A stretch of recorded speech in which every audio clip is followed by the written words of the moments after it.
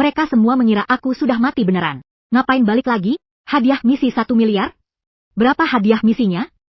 1 miliar? Kenapa nggak bilang dari tadi? Kalau 1 miliar, aku bisa langsung menghidupkan kembali kakak-kakakku sekarang. VV, kangen banget sama kalian. Benar-benar kangen. Yang paling kangen itu 1 miliar itu.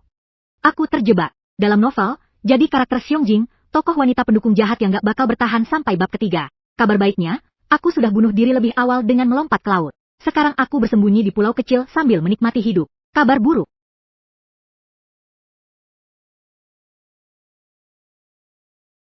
Abu jenazahmu telah ditebar oleh para tokoh utama pria. Mereka semua malah jadi jahat. Abu siapa? Abu Mu. Aku mengalami gangguan selama 2 bulan dan akhirnya bisa terhubung kembali. Seluruh dunia hampir hancur karena ulahmu. Jelasin dulu, aku masih hidup. Dari mana ada abu jenazah? Itu abu palsu yang kamu buat sendiri. Mereka bahkan tidak melihatnya dan langsung menebarkannya ke laut. Itu susu bubuk, impor dan sangat mahal. Apakah intinya susu bubuk? Intinya mereka sudah gila. Saat aku baru saja terlempar ke dalam novel ini karena menyakiti putri kandung yang asli. Aku dikurung di ruang bawah tanah oleh keluarga Gu. Dalam buku aslinya, putri palsu itu disiksa sampai mati seperti itu. Kakak sulung, bagian bawahmu sangat gelap. Fei Fei benar-benar takut. Tolong biarkan aku keluar. Aku akan meminta maaf pada kakakku. Aku tidak ingin mati di sini.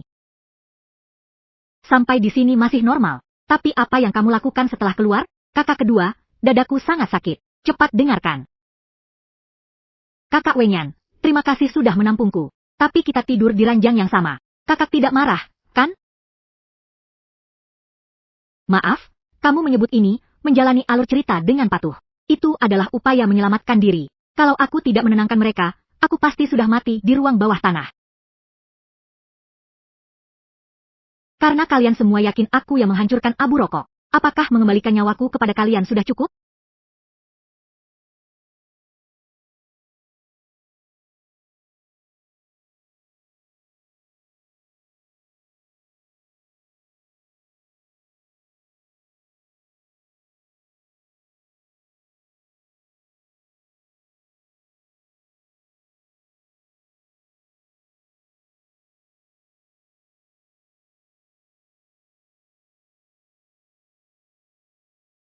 Lalu, yang berangin semakin berangin. Yang lepas kendali semakin lepas kendali. Tingkat kejahatan mereka satu demi satu semakin tinggi. Prosesnya memang sedikit menyimpang. Tapi bukankah akhir ceritanya cukup baik? Di mata mereka, aku sudah mati sepenuhnya. Kalau kamu tidak segera kembali untuk menurunkan, dunia ini akan runtuh. Dan kamu juga akan dihapus. Kalau tidak pergi, hidupmu sia-sia. Mau dihapus atau tidak, terserah. Bonus misi 10 miliar. Helikopter datang sekarang. Aku harus meninggalkan pulau ini, mati seketika. Muncul kembali harus dengan cara yang tepat. Hijing, Sichuan, dan sepupu keluarga. Gu, lembut, halus, emosionalnya stabil. Singkatnya, dia paling mudah ditipu. Kompensasi sudah masuk rekening. Nilai kelemahan meningkat. Nanti kamu bisa batuk setiap 3 langkah, terengah-engah setiap 5 langkah. Sesekali muntah darah tapi dijamin tidak mati. Aku lebih ingin memukul mati seekor sapi dengan 1 pukulan. Langsung menghancurkan dunia ini benar-benar tidak ada. Nona Gu, giliranmu.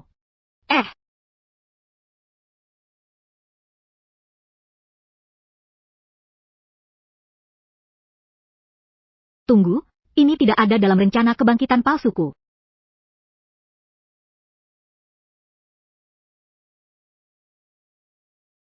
Baiklah, anggap saja aku diculik. Para penculik akan menuntut tebusan kepada Gu Siheng. Aku bisa bangkit kembali dengan wajar. Tuan rumah, bukankah kamu diculik oleh para penculik? Kalau bukan mereka, lalu siapa? Tokoh utama Jiang Wenyan. Sudah bangun.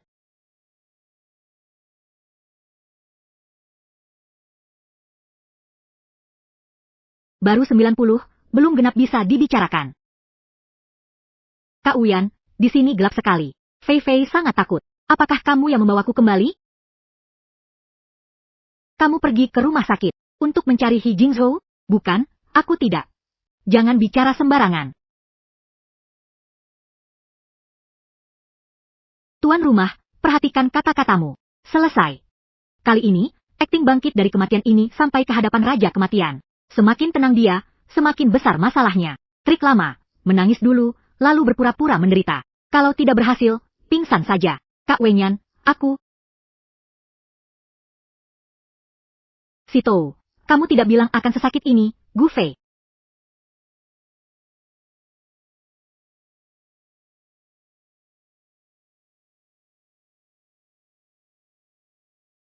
Presiden Jiang, Nona Gunona Jiang, semua indikatornya normal. Bisa ditulis. Mungkin terkait dengan reaksi darurat setelah terjatuh ke laut. Saat ini tidak ada bahaya jiwa.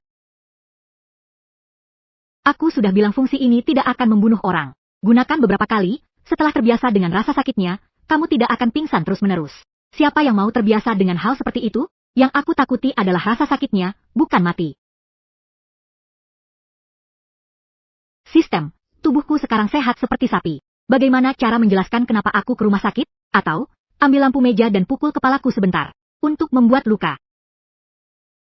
Tuan rumah, jangan bertindak gegabah. Sudahlah, lebih baik pukul bagian belakang di bagian belakang kepalanya.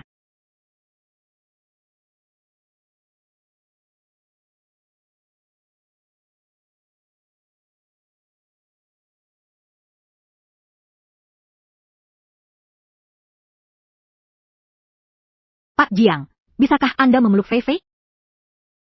Fei Fei benar-benar sakit sekali.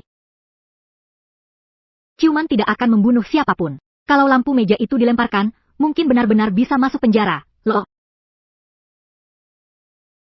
Hi Jingchuan tidak pernah mengajari Anda cara mengatur napas? Siapa? Kami tidak. Saya tidak punya hubungan apapun dengannya. 2 bulan ini, kemana saja Anda bersembunyi? Saya juga mengira diri saya sudah mati. Kemudian diselamatkan ke darat dan pingsan cukup lama. Setelah bangun, mengapa tidak berani kembali? Saya merusak pesta kelulusan kakak saya, dan kalian semua menyalahkan saya. Ayah dan ibu setiap marah langsung mengurungku di ruang bawah tanah. Aku hampir mati di sana. Aku tidak mau kembali lagi. Aku tidak akan membiarkan siapapun mengurungmu di sana lagi. Bahkan jika keluarga Gu ingin kau mati, aku bisa menyelamatkanmu. Terakhir kali di kapal pesiar, ia mengurungku di kamar. Sepertinya juga ada kamu, kan? Aku ke rumah sakit bukan untuk mencari masalah. KR, aku sangat merindukanmu. Sungguh, sungguh, selama 2 bulan ini, setiap hari aku memikirkanmu. Apa ini? Aku suka penampilannya. Bawakan ke sini, biar aku lihat lebih dekat. Suka, suka.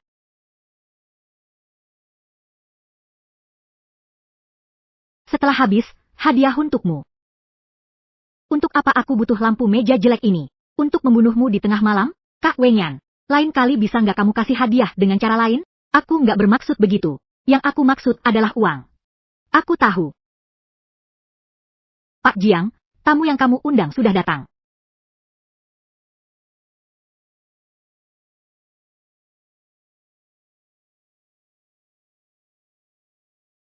Siapa yang datang? Aku kenal dia, orang kenalanku, putra sulung keluarga Gu Siheng. Kakak sulungku datang menjemputku. Dia dan Jiang Wenxuan sedang mengerjakan proyek di halaman depan. Mereka belum tahu kalau kamu masih hidup. Nggak apa-apa kalau mereka belum tahu. Hari ini biar mereka lihat sendiri. Mati bisa bangkit dari kubur. Bahkan kalau kamu berhasil membongkar pintu ini, begitu kamu keluar dari kamar, alarm di seluruh gedung akan berbunyi. Kalau begitu,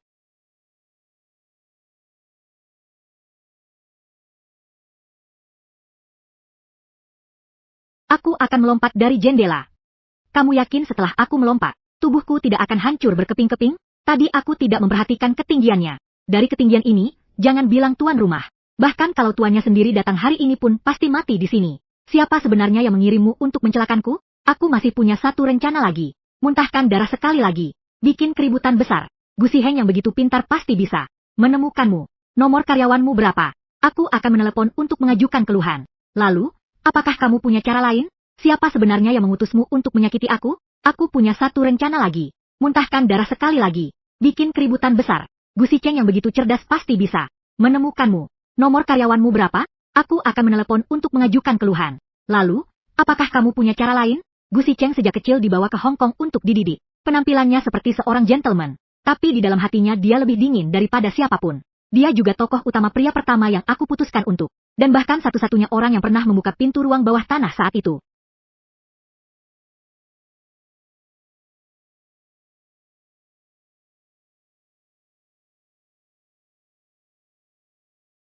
Dia memiliki hasrat mengendalikan yang kuat dan hati yang keras.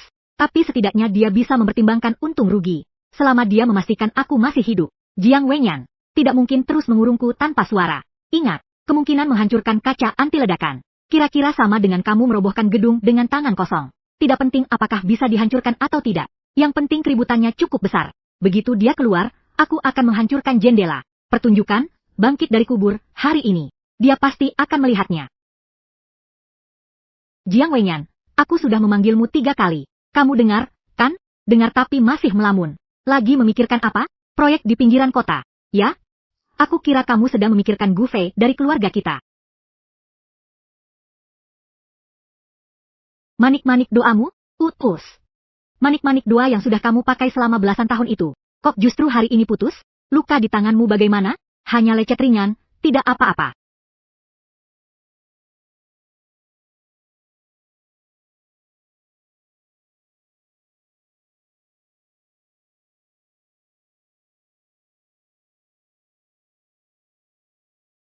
Pantas saja orangmu. Hari ini pergi ke rumah sakit Hi Jingchuan. Dokter keluargamu bahkan tidak bisa menangani lecet. Memang sudah waktunya diganti. Kamu datang bukan untuk menanyakan kabarku. Tentu saja. Keluarga Gu berencana menguburkan Gu Fei di pemakaman barat kota. Upacara pemakaman akan diadakan lusa. Pastikan kamu hadir. Bahkan abunya pun sudah hilang. Apa yang perlu diratapi? Keluarga Gu mengambil sebagian air laut dari tempat dia melompat ke laut. Sudah 2 bulan tanpa petunjuk apapun. Setidaknya harus ada pemakaman untuknya. Bukankah kamu selalu yakin dia belum mati? Kalau dia masih hidup, kenapa dia tidak pulang? Dia takut gelap dan penakut. Tidak mungkin bisa terus tinggal di dasar laut. Kalau kamu juga marah, kenapa dulu kamu menghalangi aku, Dong, dan Jingchuan? Abu Gu Fei dirawat oleh Hi Jingchuan dan kawan-kawannya. Kalau bukan karena kamu menghalangi, mereka semua tidak akan bisa kabur hari itu. Itu adikku. Saat kamu mengatakan kalimat itu, sebaiknya jangan sampai matamu melotot. Hari ini memang tidak cocok untuk membicarakan pekerjaan. Datanglah lusa untuk mengantarnya. Bagaimanapun juga, dia pernah memanggilmu, kakak.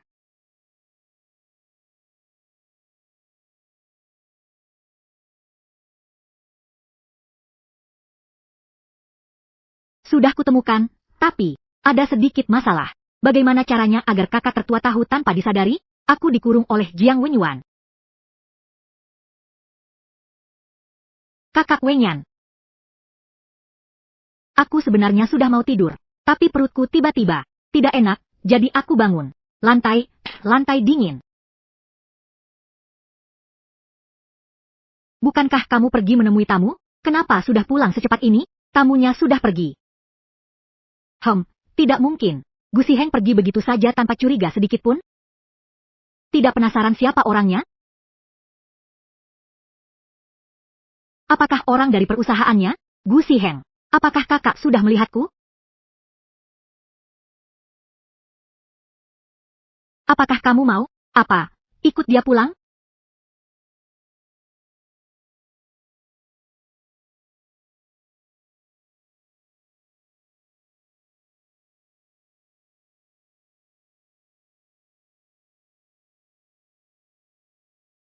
Kenapa aku selalu merasa ada yang mengawasiku? Besar perusahaan kakak. Aku di sini.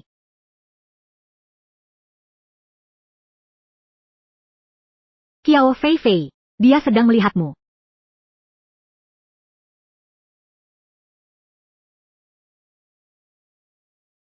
Mau aku panggil dia kembali? Atau aku buka jendela biar dia lihat? Tidak, jangan. Aku tidak mau ikut kakak. Kakak Wenyan, aku hanya ingin berada di sampingmu.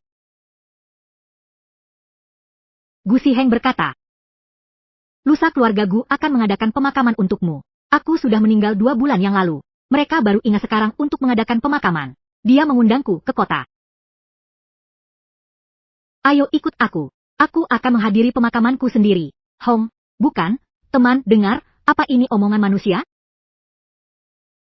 Apa dia sakit? Sebelumnya sudah pernah mengingatkan tuan rumah bahwa dia sakit parah. Bukankah seharusnya dia terus mengurungku di sini? Mungkin dia merasa bersalah dan ingin kamu melihat dirimu untuk terakhir kalinya. Aku jadi orang baik nih. Kamu percaya?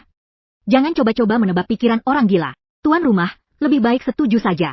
Menghadiri pemakaman sendiri. Orang biasa tidak punya kesempatan untuk mengalaminya. Terima kasih. Aku memang tidak mau mengalaminya. Pergi? Tentu saja aku pergi. Pak Jiang bilang mau merias wajahmu. Gaya apa yang kamu suka? Terserah, yang penting riasannya sampai manusia dan binatang tak bisa dibedakan. Terima kasih. Kamu mau ikut Tuan Jiang ke pesta pribadi? Pesta orang mati memang benar-benar suram. Pakaian ini tidak pantas. Ada apa dengan ini? Tidak seperti menghadiri pemakaman, tapi seperti pergi ke kuburan untuk berdansa. Atau ke kuburanku sendiri.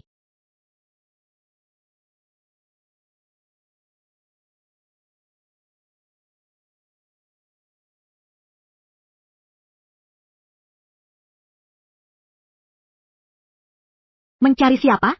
Sepertinya aku melihat kakakku. Mungkin lebih baik aku tidak masuk saja. Masuk saja untuk sekadar formalitas. Nanti langsung pulang. Kamu tidak mau lihat reaksi mereka? Mereka terlihat sangat sedih. Sudah sampai di sini. Ayo masuk. Wen Yan. Siapa nona ini? Bukankah Wen Yan seharusnya bukan wanita cantik? Tapi wanita di depannya bisa mendekatinya, bahkan menyentuh manik-manik doanya. Kakak, dia bertanya siapa aku. Tunangan. Meskipun tidak tahu apa yang sedang dia pikirkan, tapi ekspresi Gusian ini benar-benar memuaskan. Dia begitu terang-terangan mengatakan punya tunangan. Tidak takut Gu Ziheng akan tahu kalau itu aku? Tuan rumah, dia hanya gila. Bukan bodoh. Apa dia tidak tahu hubunganku dengan Tuan Gu Ziheng? Tentu saja dia tahu. Tapi kamu dan Gu Ziheng secara resmi masih kakak adik. Dia mungkin yakin Gu Ziheng tidak berani melakukan apa-apa. Lalu bagaimana dengan tokoh utama pria lainnya? Dia tidak akrab dengan mereka. Mungkin dia tidak pernah menganggap mereka serius. Kalau aku benar-benar bertunangan dengannya, bukankah semua tokoh utama pria lainnya akan menjadi jahat? Mereka pasti akan membunuh kalian, pasangan pengantin baru ini sebelum dunia runtuh. Lalu, satu dikuburkan di timur, satu lagi dimakamkan di Afrika. Pria itu benar-benar kejam. Jadi, tuan rumah, hari ini kamu harus memanfaatkan kesempatan ini untuk menemukan Gu Ziheng.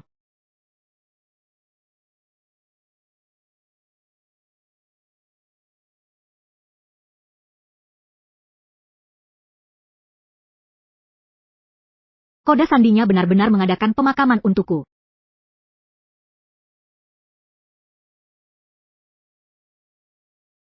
Untuk apa? Sebagai kenang-kenangan. Tidak banyak orang yang bisa check-in di pemakaman sendiri, kan? Upacara dimulai. Mohon keluarga mendekat. Ikan mati. Kenapa kakakmu tidak ada di sini? Kakak Gu Ziheng sedang bekerja di Hong Kong. Dia berangkat 2 hari yang lalu dan baru akan kembali minggu depan. Hari ini adalah pemakaman keluarga. Tapi dia juga pulang. Perusahaan lebih penting. Urusan sepele seperti ini cukup ditangani oleh aku dan ayah serta ibu. Tidak ada yang peduli siapa yang meninggal, dan tidak ada yang mengingatnya. Ini adalah pemakaman seorang gadis berusia 18 tahun. Jadi, dia membawaku ke sini. Bukan hanya untuk menguji reaksi. Dia sudah tahu sejak awal bagaimana reaksi keluarga Gu, dan dia juga sudah tahu bahwa aku akan benar-benar kecewa setengah mati. Kehadiran Pak Jiang adalah kehormatan bagi keluarga Gu. Si Yu belakangan ini sering menyebut-nyebut namamu. Suatu hari nanti, kamu harus mampir ke rumah kami. Gu Xiu sudah datang, tapi dia tidak. Apakah daya tarikku benar-benar seburuk ini? Aku mau ke kamar mandi. Sebentar. Jangan pergi terlalu jauh, ya?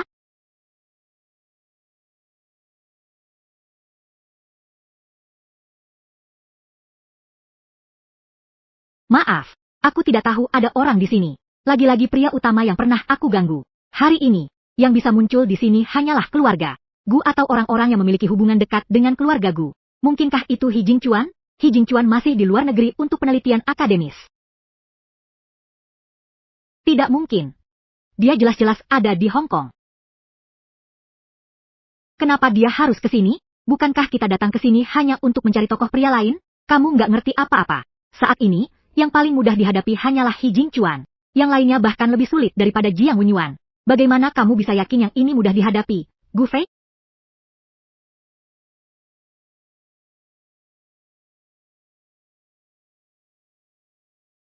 Bagian mana yang sakit?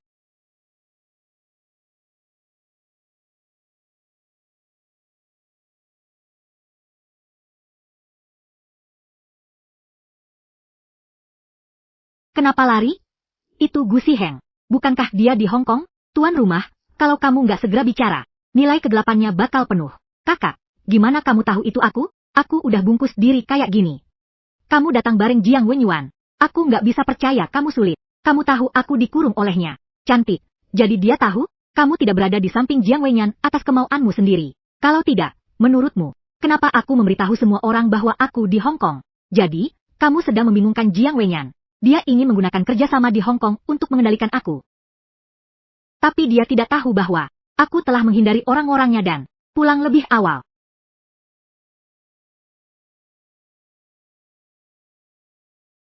Pantas saja kamu langsung mengenaliku. Aku tidak pernah percaya kamu sudah mati. Lalu, bagaimana dengan abunya? Lain kali ganti susu bubuk dengan rasa yang lebih ringan. Si rubah tua, siapa sih orang baik yang main-main dengan abu jenazah? Jadi, kenapa Fei Fei tadi lari? Kode rahasia, jangan main-main dengan 1 miliar yuanku. Bukan karena dia tidak mau bertemu denganku. Aku datang ke sini bersama Jiang Wenyan hari ini hanya untuk mencarimu.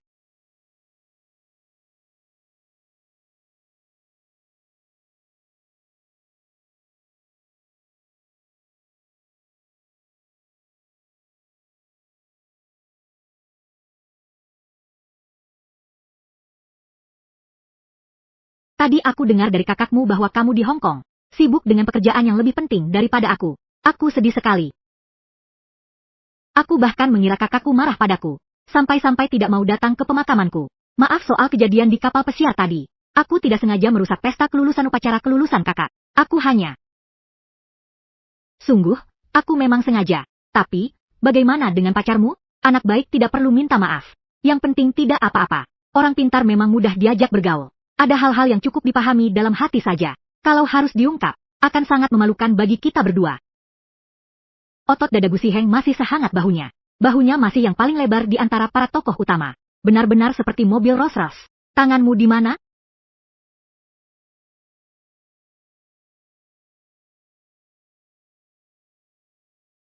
Suasana tidak pas.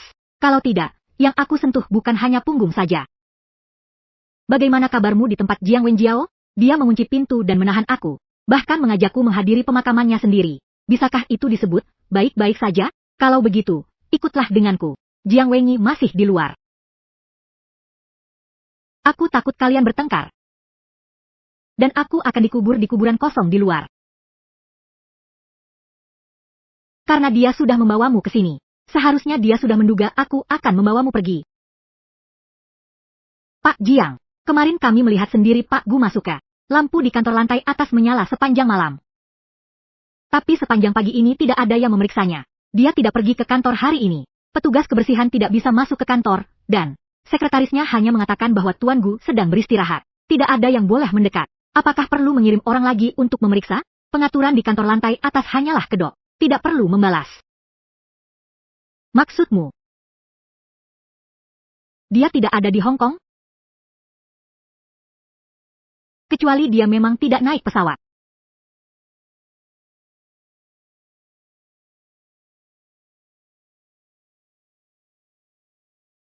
Kakak, bolehkah aku menyentuhnya?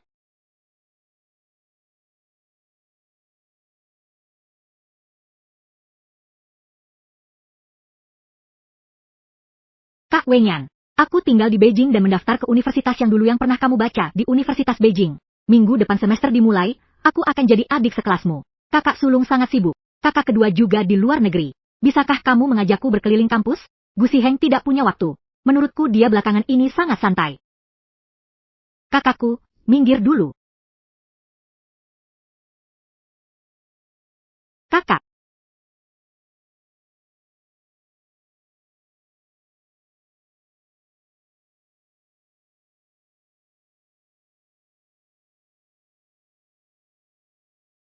Kakak sulung.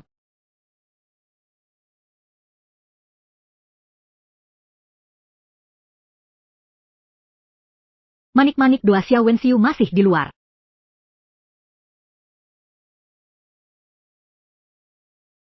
Tidak, tidak, kakak sulung. Arahnya salah.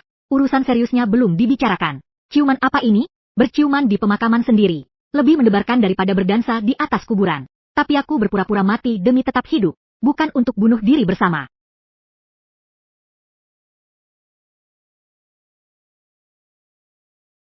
Tenang saja, jangan takut. Ternyata itu Wen Ye. Aku kira itu orang yang cacat fisik. Yang hanya bisa membuka pintu dengan kaki.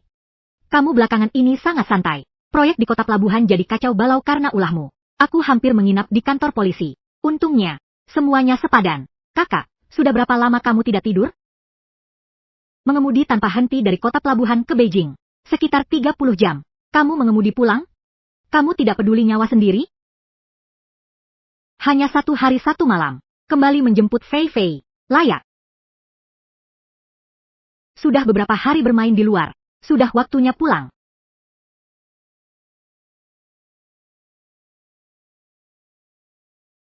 Pulang?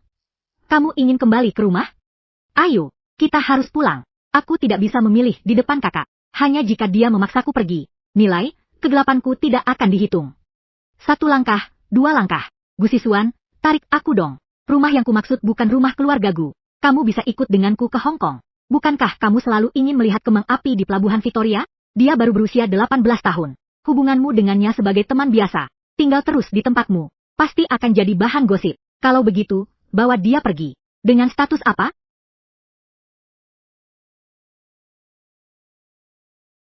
Kalau aku tidak salah ingat, sebelum insiden itu terjadi, kamu sudah memerintahkan keluargaku untuk memutuskan hubungan dengannya.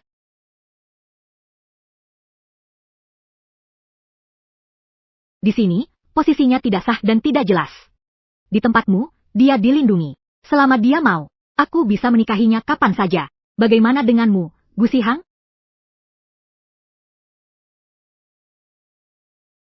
Kakekmu masih hidup.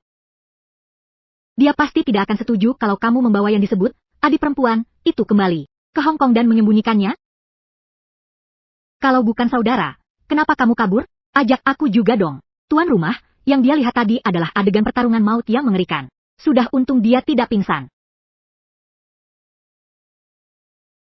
Wen Yan, jarang sekali aku mendengar kamu bicara sebanyak ini. Tapi hari ini aku tidak sabar mendengarkannya. Di luar sana ada orang-orangku. Aku tidak keberatan membiarkan mereka. Dan kamu menentukan pemenangnya di sini. Apa salahnya berkelahi? Yang baru saja lari tadi adalah Gu Xiu. Kamu seharusnya menangani adik kandungmu sendiri.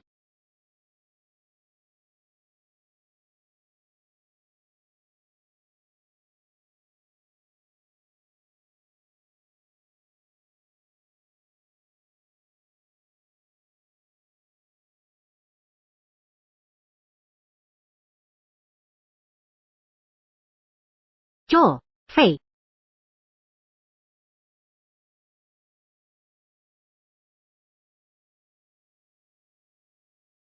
Jangan menangis, bicaralah dengan baik.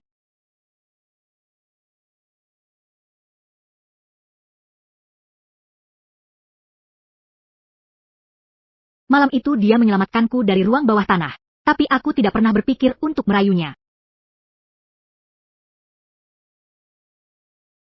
Meskipun dia menyelamatkanku, tapi menurut alur cerita, aku mungkin tetap akan mati. Jadi, kalau mau hidup, aku harus membuat semua orang mengira aku sudah mati. Saat itu, aku sudah mulai merencanakan secara rahasia untuk melompat ke laut setelah ujian masuk perguruan tinggi. Mati saja.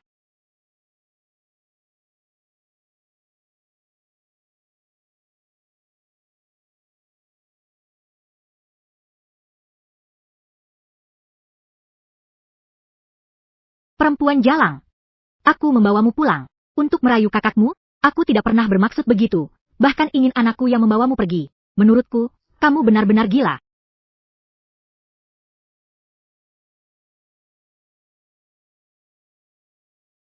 Perempuan jalang, kamu seharusnya mati.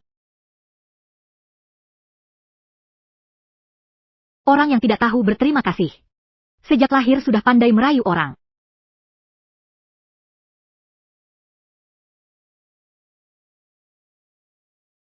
Suruh dia pergi dan jangan pernah kembali.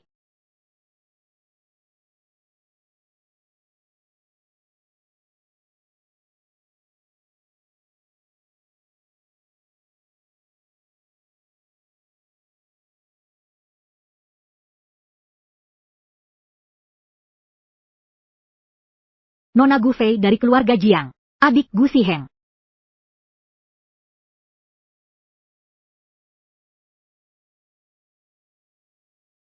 Pulanglah. Tidak, aku tidak bisa pulang.